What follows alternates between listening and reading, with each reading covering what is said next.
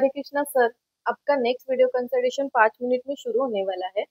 Patient को varicose when है और हेवीनेस थ्रोम्बिंग भी होता है शाम के समय।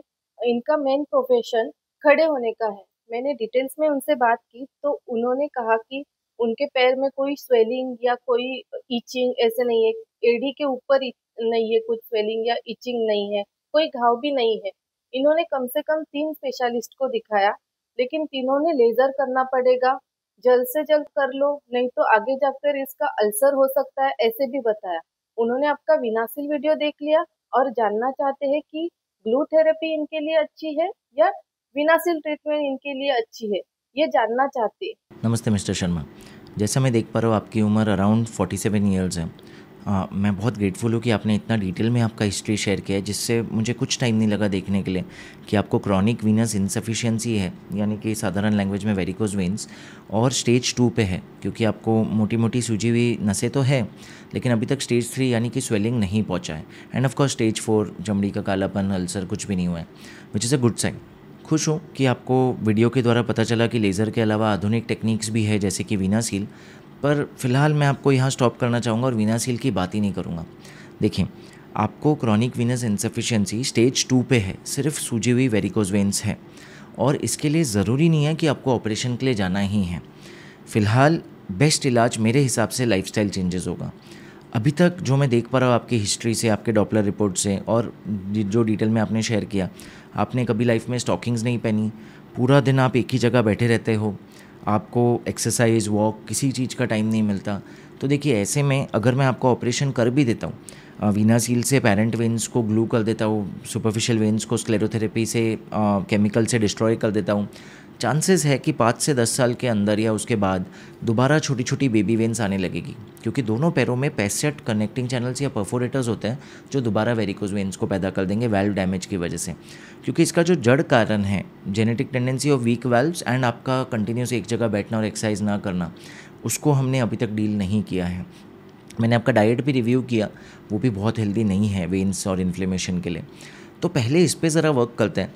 अगर मैं 10 पेशेंट्स को आप जैसे स्टेज 2 पे इस प्रकार की diet, lifestyle changes, stockings recommend करता हूँ, 3 महीने बाद उसमें से 8 पेशेंट मेरे पास आते हैं, कहते हैं सर सर्जरी, कोई सर्जरी ही नहीं करानी हमें। क्यों करानी है? पूरी तरह पेन जा चुका है, थ्रॉबिंग जा चुका है, इतना बढ़िया हमें कभी नहीं लगा ज़िंदगी में। एंड जो लाइफस्टाइल चेंजेस आपने बताए, डाइट करना, वॉक करना, एक्सरसाइज करना, ये अच्छे ही है, हमारी ज़िंदगी बदल गई, वेट लॉस हो रहा है, काफ़ी और बीमारियाँ ठीक हो रही है, शुगर कंट्रोल हो गई है। तो इसलिए और अगर दो कहते भी है कि सर हमने ट्राई किया पर पूरी तरह नहीं कर पा रहे लाइफस्टाइल चेंज, या कर पा रहे हैं पर कॉस्मेटिक पर्पज़ की वजह से, और हम नहीं चाहते ये बढ़े, आप कर दो ऑपरेशन, तो वो बहुत आसान हो जाता है मेरे लिए, क्योंकि ऑपरेशन के बाद मुझे पता है ये पेशेंट लाइफस्टाइल चेंजेस फॉलो करेगा, क्योंकि 3 महीने से इसे आदत लग चुकी है, और दोबारा आने का चांस बहुत कम हो जाएगा। तो इसलिए पहले समझते हैं आपको क्या लाइफस्टाइल चेंज करना है आज से ही, ताकि 80% चांस हो आपको ऑपरेशन कराना ही ना पड़े।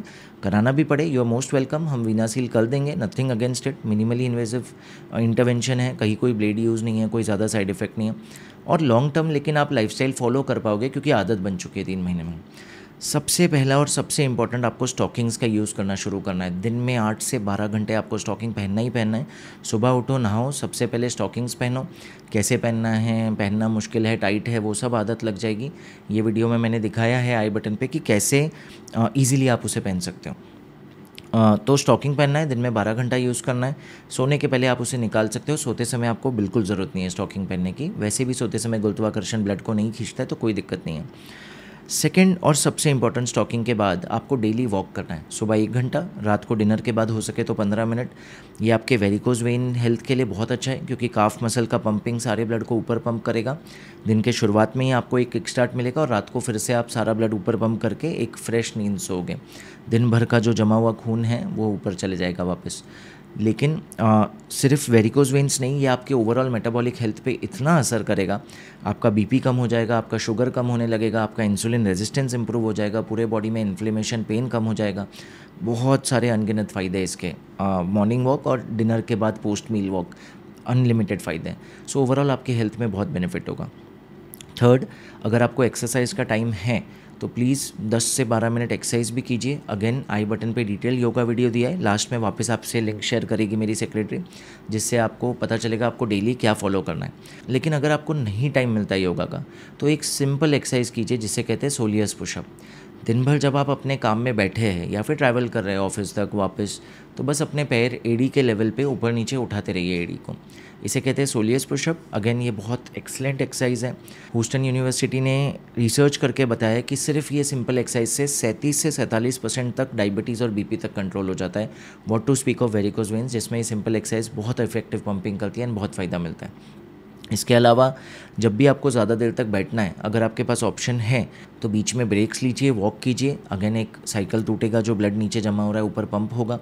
उसके अलावा आप पैर को अगर ऊपर रख के बैठ सकते हो, बहुत फ़ायदा देगा। ऑफिस में अगर ये ऑप्शन नहीं है तो आप घर पे जब भी टीवी देख रहे हो, संडे को ब्रेक पे हो, तब ऊपर रखो, ताकि दिन भर पैर में नीचे ब्लड स्टैसिस ना हो, खून नीचे वेन्स में जमा ना हो। इसके अलावा डाइट का अभी मैं आपको टेली कंसल्टेशन में डिटेल बात नहीं करूँगा क्योंकि बहुत पेशेंट है मेरे, पर अगेन आपको एक लिंक शेयर कर रहा हूँ जिसमें डिटेल में हमने 13 मिनट बात की है कि क्या क्या डाइटरी चेंजेस करने हैं।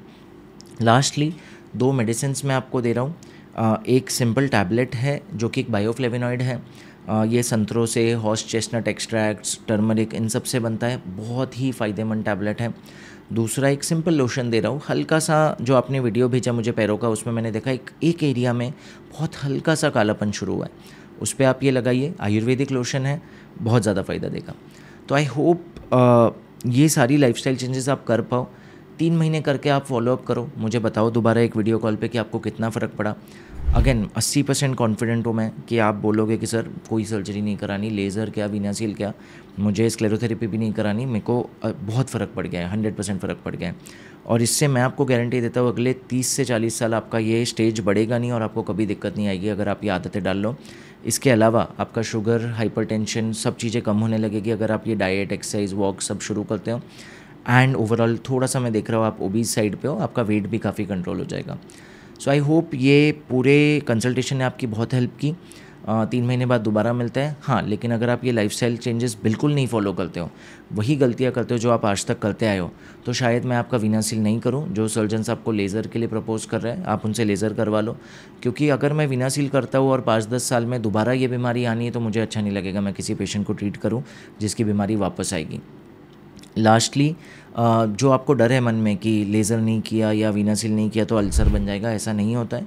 ये बहुत स्लो ग्रोइंग बीमारी है। हाँ, मैं अनगिनत पेशेंट को जानता हूँ जो स्टेज 4, 5, 6 पे हमारे पास आते हैं, स्वेलिंग, चमड़ी का कालापन, घाव लेके, लेकिन वो इसलिए होता है क्योंकि कई सालों तक उन्होंने अपने बॉडी को हार्म किया है। जो आपको बताया, अगर आप इसका 60% भी फॉलो कर लो ना, अगले 20 साल आपको अल्सर जैसी चीज़ नहीं हो सकती।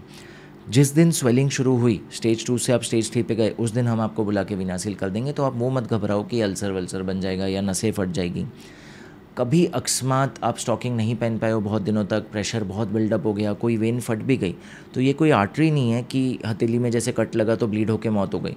आपको छोटी सी उंगली से वो वेन पे रख देना, वो ब्लीड बंद हो जाएगा, या एक छोटा सा कपड़ा बांध दो, ब्लीड बंद हो जाएगा, और नज़दीकी हॉस्पिटल चले जाओ, स्टॉकिंग पहनना शुरू करो, ब्लीड वापस नहीं होगा। तो ये चीज़ों से मत डरो कि वेन बर्स्ट हो जाएगी, अल्सर हो जाएगी, डराने वाली चीज़ है। अगेन एथिकल डॉक्टर्स ये सब नहीं करते हैं, आपको समझाते हैं कि एक बहुत ही सिंपल लाइफस्टाइल चेंजेस डिसऑर्डर है और इसका मेन ट्रीटमेंट लाइफस्टाइल चेंज है। जाने के पहले मेरी सेक्रेटरी आपको बहुत सारे लिंक शेयर करेगी।